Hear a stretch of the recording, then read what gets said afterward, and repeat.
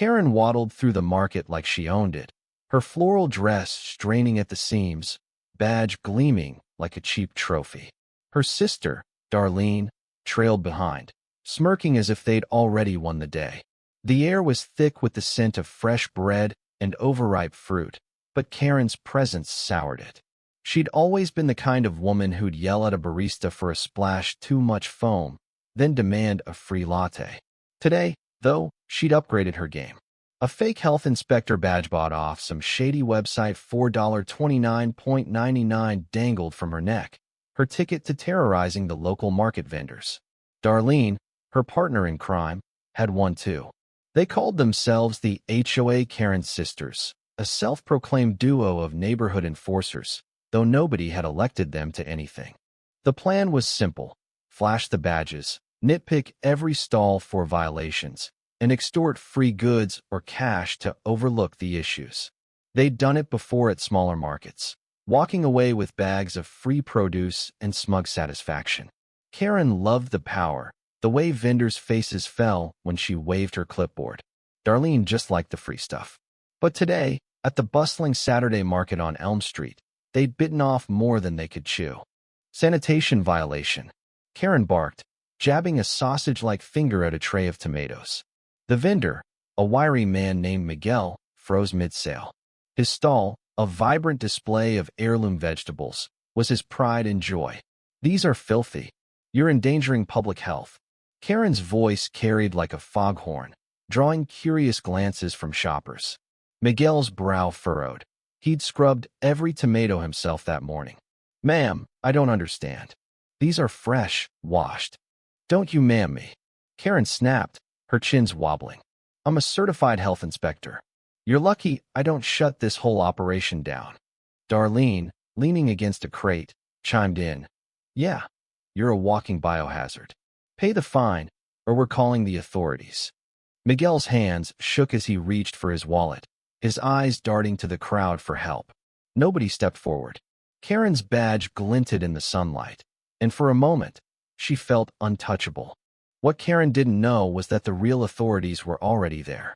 Across the market, hidden behind a stall selling artisanal cheeses, stood Ellen, a no-nonsense health inspector with a decade of experience.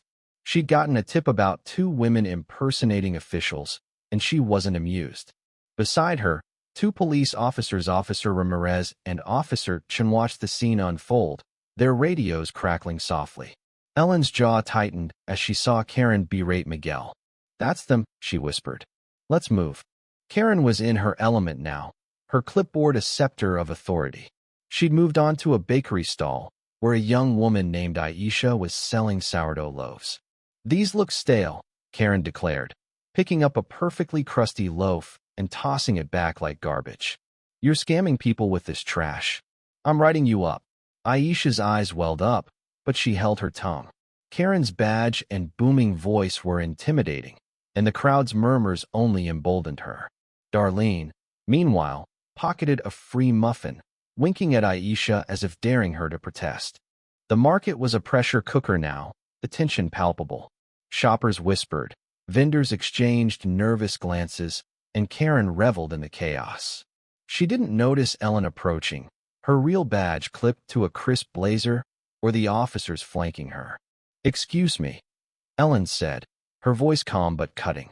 Karen spun around, her smug grin faltering for a split second. "Who are you supposed to be?" she sneered, eyeing Ellen's badge. "Another wannabe inspector? This is my turf." Ellen didn't flinch. "I'm Ellen Carter, County Health Inspector. And you're impersonating a public official, which is a felony." The crowd gasped, phones emerging to record the showdown. Karen's face reddened, but she doubled down. "This is outrageous. I'm certified. You're the fake." Darlene, sensing trouble, tried to slip away, but Officer Ramirez blocked her path. "Stay put," he said, his tone leaving no room for argument. Karen's bravado crumbled as Ellen held up her badge, the official seal catching the light. "These women have been extorting vendors with counterfeit credentials," Ellen announced to the crowd. "They're done." Officer Chin stepped forward, cuffs in hand. "Karen and Darlene Mitchell, you're under arrest for fraud and impersonation." The market erupted in murmurs, some shoppers clapping, others shaking their heads. Miguel and Aisha exchanged relieved glances, their hands still trembling. Karen's mouth opened and closed like a fish out of water. "This is a mistake. I'm a respected member of the community," she shrieked, her voice cracking. Darlene, less composed, tried to bolt, knocking over a crate of apples. Officer Ramirez caught her arm, and the cuffs clicked shut. The crowd parted as the sisters were led away. Karen's floral dress now a garish symbol of her downfall. "You'll hear from my lawyer," she yelled, but the vendors' cheers drowned her out. As the police car pulled away, Ellen stayed behind to reassure the vendors. "You did nothing wrong," she told Miguel, handing him her card. "If anyone tries this again, call me." Aisha, wiping tears, offered Ellen a loaf of sourdough. "For standing up to them," she said. Ellen smiled, accepting it. The market slowly returned to its rhythm, but the story of the HOA Karen sisters spread like wildfire. By evening, the local news had picked it up. "Karen sisters busted in market scam," the headline read. Social media exploded with videos of the confrontation, the handwritten sign on the crate, "Karen sisters scam exposed," becoming a viral meme. The sisters faced charges that could land them in jail for years, their reign of terror over. But the real victory was the market's resilience. Vendors like Miguel and Aisha, who'd poured their hearts into their work, stood taller, knowing justice had been served. The HOA Karen sisters had thought they could bully their way to power, but they'd underestimated the community they tried to exploit. Their fake badges were no match for real integrity. As the sun set over Elm Street, the market buzzed with life again, a testament to the strength of those who refused to bow to arrogance.